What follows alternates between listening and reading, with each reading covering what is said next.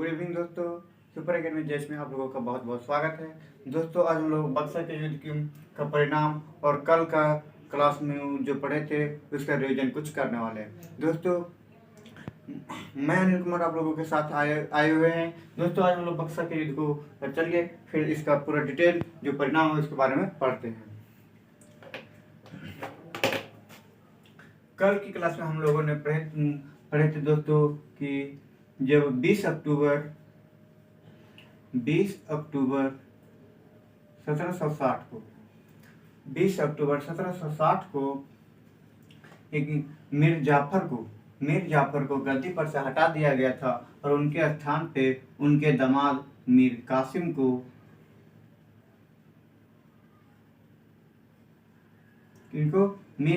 को बिठाया गया था। और जब इनको उतार दिया गया था तो इनको से कुछ सोने चांदी और कुछ पेंशन देने के बाद कह करके उतार दिया गया था। दोस्तों जब 20 अक्टूबर 1760 को मीर कासिम वहाँ का शासक बने तब ऐसे अंग्रेजों के बात मीर कासिम नहीं मानते थे, तो छोटे छोटे इन लोगों के साथ जब हमेशा युद्ध हुआ करते थे। तो उन्हें युद्ध की जब बार बार मीर कासिम हार जा रहे थे तब तो मीर कासिम ने अवध के शासक शुजा-उद-दौला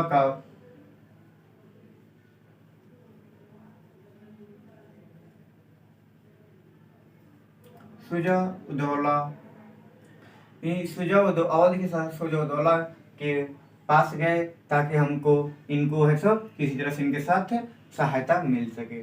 जब इनको और इन दोनों के बीच दोस्ती हो गई थी तब दिल्ली के शासक शाह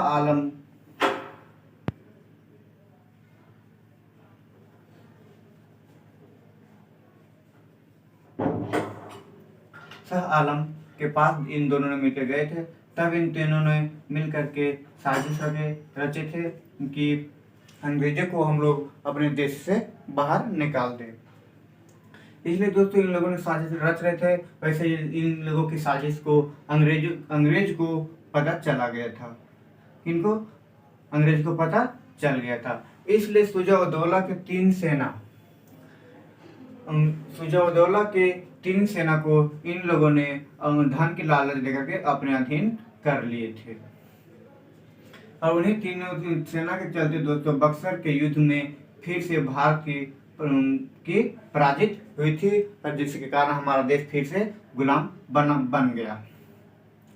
तो दोस्तों और फिर मैंने कल बताया था कि 6 जनवरी 1761 को प्लासी के मैदान में एक युद्ध हुआ था। प्लासी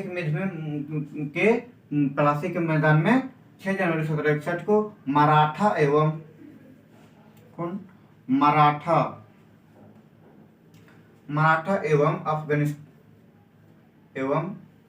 अली अहमद शाह, जो अफगानिस्तान के थे,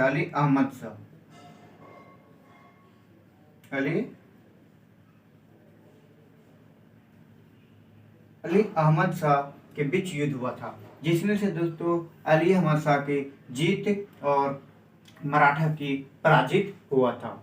इसी जीत के खुशी में जीत तो हुआ था अली अहमद शाह के, लेकिन इनका भी हालत बहुत ही खराब हो चुका था। इसीलिए जीतने के पश्चात भारत में नहीं रुके और वापस अपने देश अफगानिस्तान चले गए थे।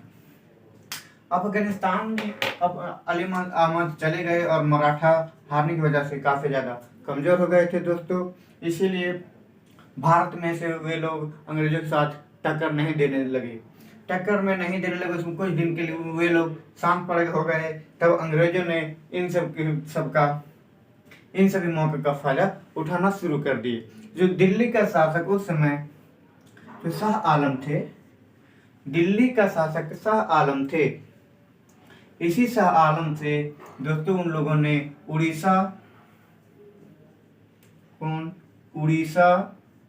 बंगाल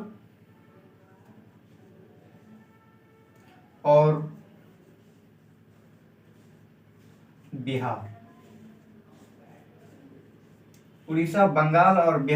इन तीनों राज्य के दीवाने को दीवानी करने के लिए मांगने लगे।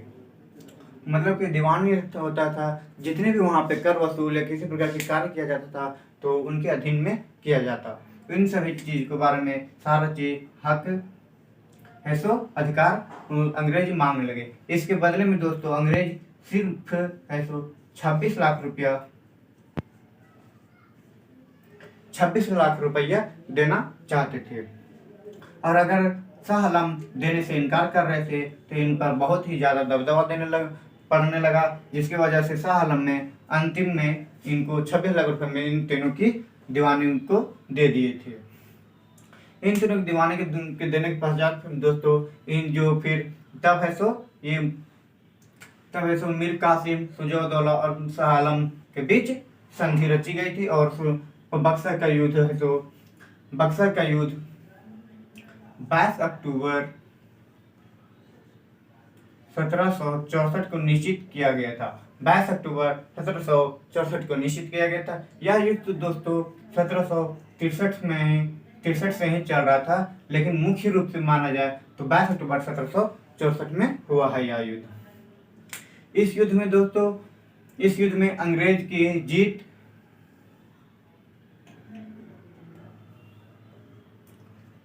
जीत और भारत में जो ये 3 शासक थे इन लोगों की हार हुआ था।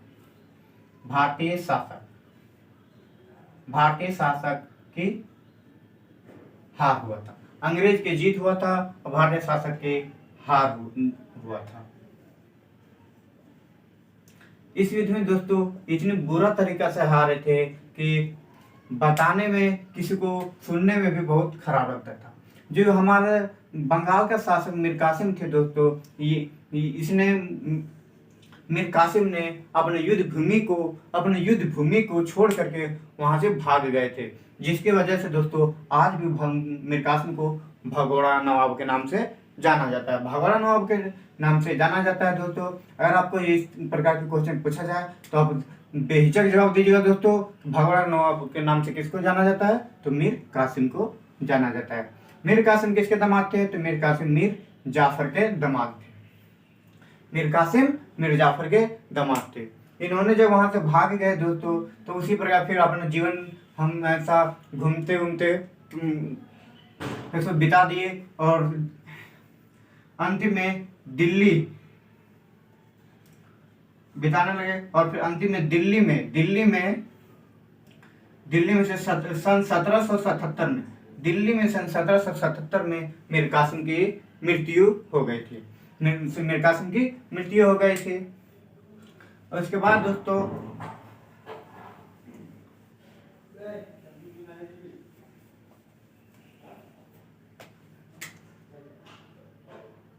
अब बच गए थे सुजा-उद-दौला और शाह आलम। बचे थे कौन कौन? सुजा-उद-दौला और शाह आलम। इन दोनों ने हार मान करके अंग्रेजों से संधि की प्रस्तावना को रखी। इन दोनों ने क्या किए? अंग्रेजों से संधि की प्रस्तावना को रखे। अंग्रेजों के से संधि की प्रस्तावना रखी, जो संधि फिर दोस्तों शाह आलम के साथ 12 अगस्त 1765 को हुआ था, जिसको इलाहाबाद की संधि के नाम से जाना जाता है।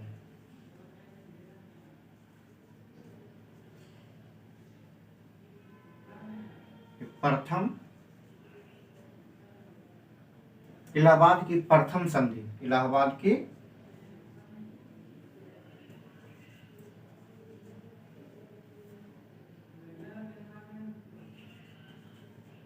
प्रथम संधि 12 अगस्त 1765 को शाह आलम के साथ संधि किया गया था, जिसको इलाहाबाद की प्रथम संधि के नाम से जाना जाता है। दोस्तों मैंने अभी बताया, इसके पहले भी हमने बताए थे कि बंगाल बिहार और उड़ीसा इन तीनों की दीवानी को अंग्रेज बहुत दबदबा बना करके शाह आलम से ले लिए थे। इन सभी बातों का जो ये दबदबा बना करके लिए थे, इनका भी चर्चा इलाहाबाद की संधि में कर दिया गया है और इसका भी इस बात के लिए भी उन्होंने इसी इलाहाबाद की संधि में उन्होंने ऐसो संधि पत्र पर हस्ताक्षर करवा लिए थे। और फिर सुजाउद्दौला से दोस्तों 16 अगस्त 1765 को 16 अगस्त 1765 को संधि किया गया था। और इस संधि को दोस्तों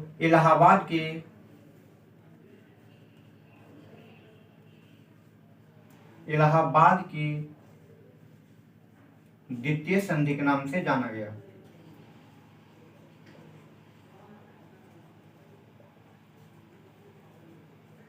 इलाहाबाद की द्वितीय संधि के नाम से जाना गया। तो और दोस्तों अगर आप लोग को ये वीडियो अच्छी लग रही है तो लाइक शेयर कमेंट करना ना भूलिएगा और हमेशा अच्छा तरीके से ध्यान से पढ़िए। और चलिए अब हम लोग फिर चलते हैं इसके आगे। जब दोस्तों 16 अगस्त 1765 को इलाहाबाद की संधि सुजाउद्दौला के साथ किया गया, उसके बाद दोस्तों फिर हम आते हैं मीर कासिम पर। मीर कासिम से मैंने अभी शुरू किया इन लोगों से मीर कासिम को, और फिर हम लास्ट में फिर आते हैं मीर कासिम का। मीर कासिम से रिलेटेड अभी और कुछ बहुत सारा क्वेश्चन दोस्तों बचा हुआ है। हमने अभी बताया था दोस्तों कि मीर कासिम को भगोड़ा नवाब के नाम से जाना जाता है। भगोड़ा नवाब।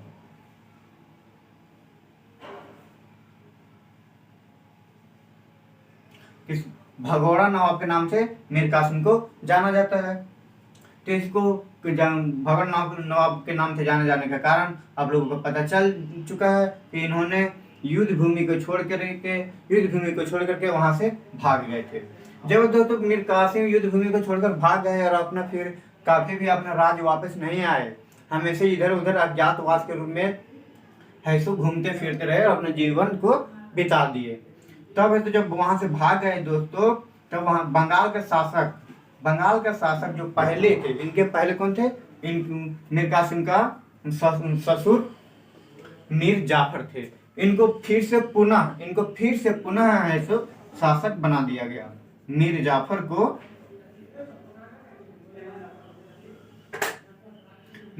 को पुनः फिर से शासक बना दिया गया।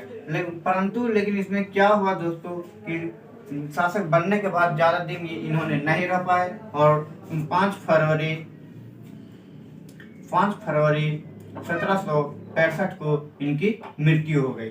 5 फरवरी 1765 को इनकी मृत्यु हो गई। तब जब इनके पुत्र थे, जब यहाँ इनकी मृत्यु हो गई, तब है तो क्या हुआ कि इनके मृत्यु होने के पश्चात इनके पुत्र का नाम नजमुद्दौला था। कौन था? नजमुद्दौला।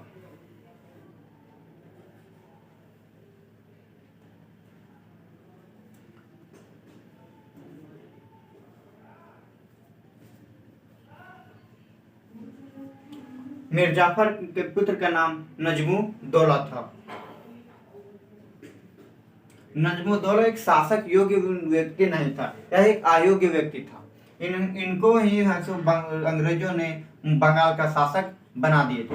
और बनाने के पश्चात दोस्तों अंग्रेजों ने इनसे संधि कर ली। संधि में दोस्तों सेना से, वित्तीय व्यवस्था से और संरक्षण से जितने भी प्रकार के अधिकार होता था, उन सभी अधिकार को अंग्रेजों ने अपने अधिकार में ले लिए थे।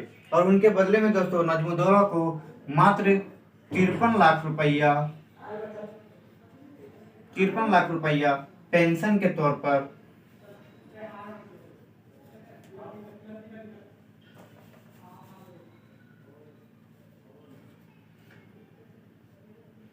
के तौर पर दिया जाने लगा। तो ये था दोस्तों आज हमारा ये बक्सर का युद्ध का परिणाम। आपको समझ में आ चुका होगा दोस्तों, बक्सर के युद्ध का हुआ तो फिर उसका परिणाम क्या निकला, और इसका कारण भी मैंने फिर से रिवीजन करवा दिया है। अगर दोस्तों आप लोगों को ये वीडियो अच्छी लगी हो तो लाइक शेयर कमेंट करना ना भूलेगा। और हाँ दोस्तों, अब आप लोग को फिर हम लेकर आवेंगे, फिर से आवेंगे इसके अगले पार्ट को हम लोग प्रत्येक दिन दोस्तों कल इसमें आधुनिक इतिहास का क्लास कर रहे हैं और फिर हम लोग करते रहेंगे। तो चलिए दोस्तों, अब हम लोग फिर मिलते हैं अगले वीडियो में। तब तक के लिए अब बाय बाय।